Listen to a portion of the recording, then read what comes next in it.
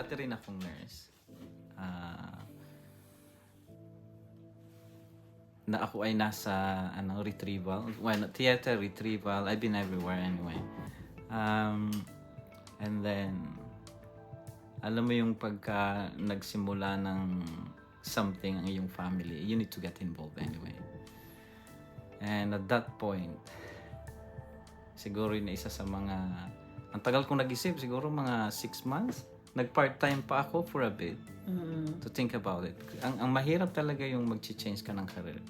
Especially kung alam mo na ang aalisan mo ay something na stable. Going to something na hindi mo pa alam ang pwedeng mangyari. No, because we were not business No. man and business Hindi naman kami mga businessman, businesswoman. We don't know anything about business. Nung kami nagsimula, ang alam lang namin ng asawa ko ay mag-bake. Ang alam ko lang noon ay mag-turn ng oven at saka maghugas ng plato. That was it.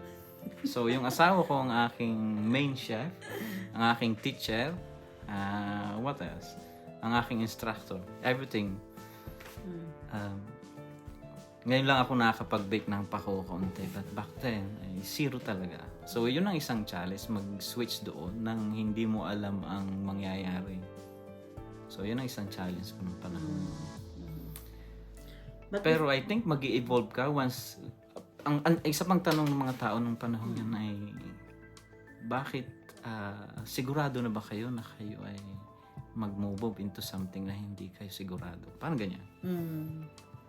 You can do bank. That's what they were saying. Pwede naman. Which is true. Which is true. Yeah. Kaya lang, sabi namin ay kung ang aming nasa isip ay kung magsisimula ka and then hindi mo i-give you're not giving your all. Parang ganyan. Tama ba? Hindi mo ibibigay lahat ng pwede mong ibigay.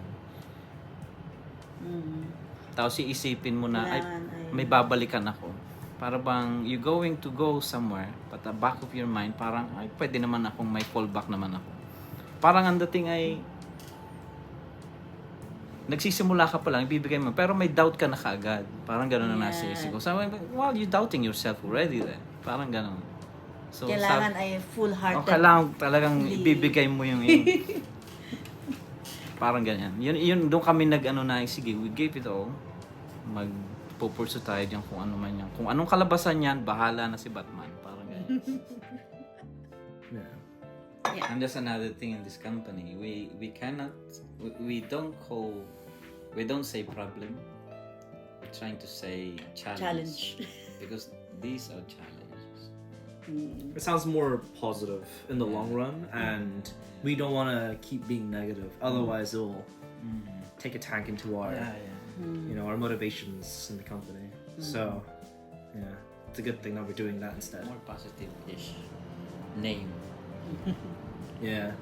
That's the motto. Remove the stress. But ang pinagsimulan nito is stress kasi. We started with stress. So we still owe something From stress.